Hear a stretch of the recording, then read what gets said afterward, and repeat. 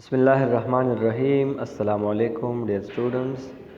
Class 9th में आज हम डिस्कस करेंगे इंशाअल्लाह मियोसिस बी या जो मियोसिस 2 है।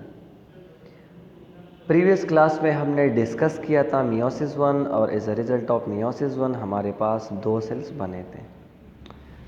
आज की क्लास में पढ़ेंगे कि जो कल वाले क्लास में या प्रीवियस क्लास में 2 सेल्स बने थे, आज उन्हीं 2 सेल्स पर एक और प्रोसेस होगा जिसका नाम होगा मियोसिस 2 और as a result of meiosis 2 वही 2 सेल्स कन्वर्ट होंगे 4 डॉटर सेल्स में having haploid number of chromosomes.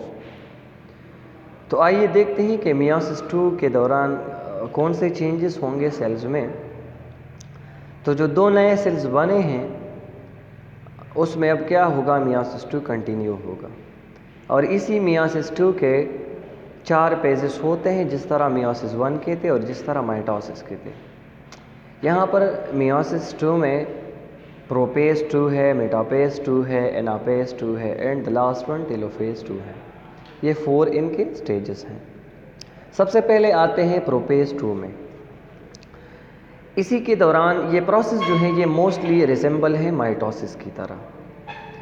So in prophase 2 chromosome become visible, chromosome वाज़ेह हो जाते हैं। Each chromosome comprise of a centromere and 2 chromatid. हर एक सेल का, हर एक क्रोमोसोम का एक सेंट्रोमेयर होता है और 2 क्रोमैटिड है।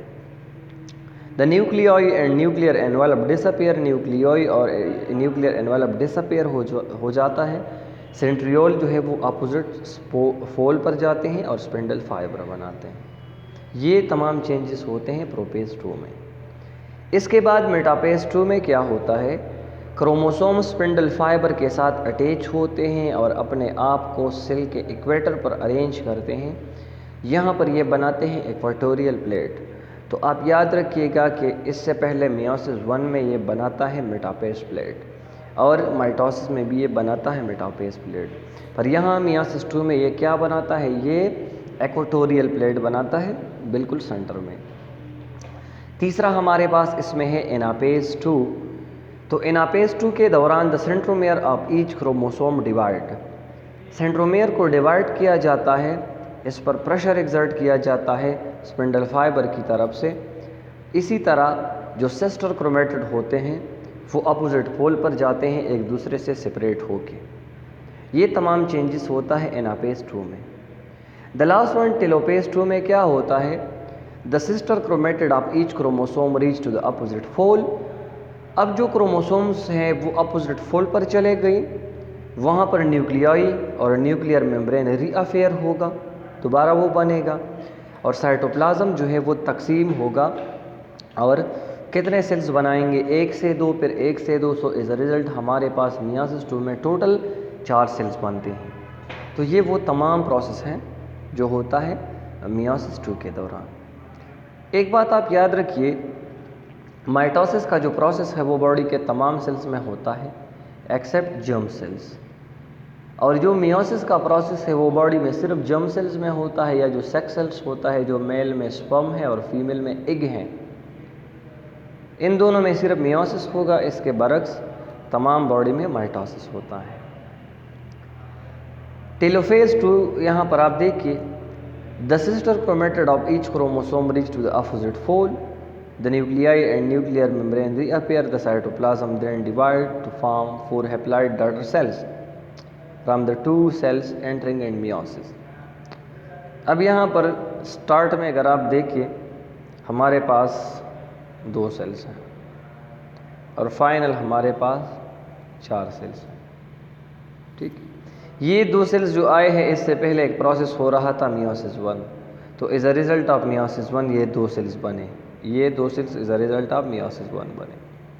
फिर इस 2 सेल्स में मियोसिस 2 स्टार्ट हुआ और बात आई कहाँ तक, टेलोपेज 2 तक। और टेलोपेज 2 में एक सेल से 2 सेल बने, फिर दूसरे सेल से 2 सेल्स बने। तो कितने सेल्स है हमारे पास, टोटल 4 सेल्स है।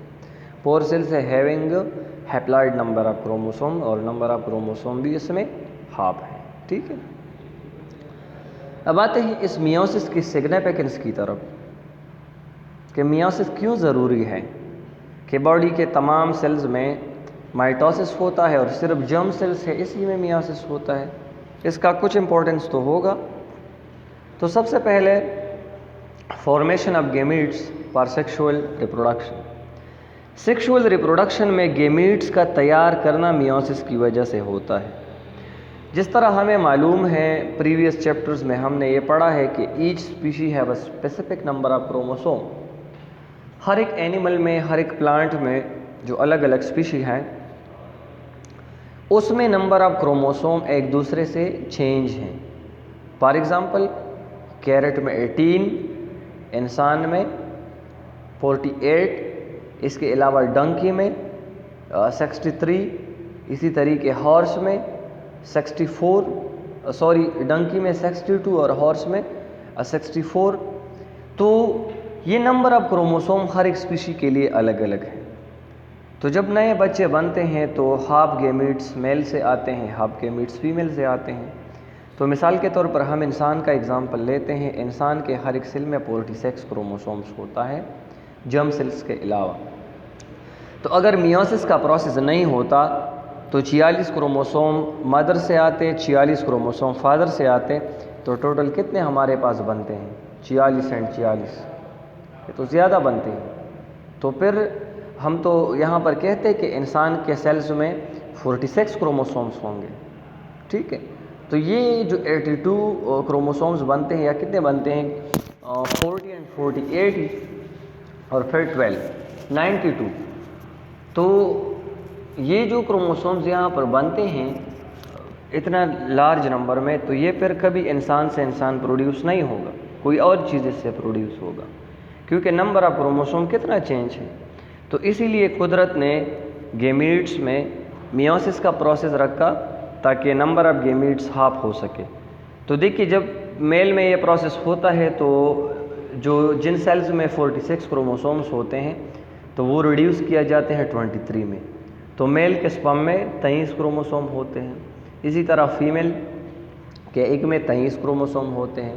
तो जब दोनों फर्टिलाइज करते हैं, दोनों फर्टिलाइज होते हैं, दोबारा कितने बनते हैं? 46, ओरिजिनल नंबर रिस्टोर हो जाता है। तो ये है सिग्निफिकेंस ऑफ मियोसिस कि फॉर्मेशन ऑफ गेमीट करता है सेक्सुअल रिप्रोडक्शन के लिए, ठीक है। जेनेटिक वेरिएशन इससे आता है। जेनेटिक वेरिएशन जब मेल और फीमेल के गेमीट्स कॉम्बिनेशन करते हैं, या इसके अलावा during meiosis process the chromosome of each parent undergo genetic recombination. Meiosis process के दौरान जेनेटिक रिकम्बिनेशन आता है इनकी जेनेटिक्स में, ये एक्सचेंज करते हैं। तो एज अ रिज़ल्ट हमारे पास जो जाइगोट बनता है उनमें डिफरेंट जेनेटिक कम्बिनेशन होता है। तो पहले जिस तरह मैंने कहा कि मियोसिस की वजह से जेनेटिक वेरिएशन आता है, पेरेंट्स जो होते हैं वो कुछ हद तक अपने ऑफस्प्रिंग से मुख्तलिफ होते हैं। मिसाल के तौर पर हमारे पेरेंट्स हैं तो हमारे अम्मी अब्बू जो है वो 100% हमारी तरह नहीं होंगे। उनका साउंड, उनका कद, उनका वेट, उनका जो है गेस्चर, पोस्चर्स, और ये तमाम हमसे जो है थोड़े बहुत जो है अलग होंगे। सिमिलरिटीज़ भी होंगे पर 100% हम सेम भी नहीं हैं। इसकी वजह मियोसिस है, ठीक है। मियोसिस की वजह से जेनेटिक वेरिएशन आता है, ठीक है। तो ये क्या करता है? ये जेनेटिक वेरिएशन करता है। अच्छा, होमस हाइमंड इस टॉपिक में क्या है? Write and memorize processes of meiosis 2। जिस तरह प्रोपेज 2, एनापेज 2, मेटापेज 2 एंड टेलोपेज 2, ये 4 स्टेजेस जो है वो आपको याद रखना है और मेमोराइज करना है, लिखना भी है, ठीक है। तो इंशाल्लाह आज के लिए काफ़ी हैं।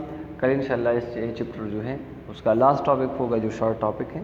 इंशाल्लाह ये चैप्टर कंप्लीट करेंगे, फिर क्लास को कंटिन्यू करेंगे इंशाल्लाह कमेंट क्लास में।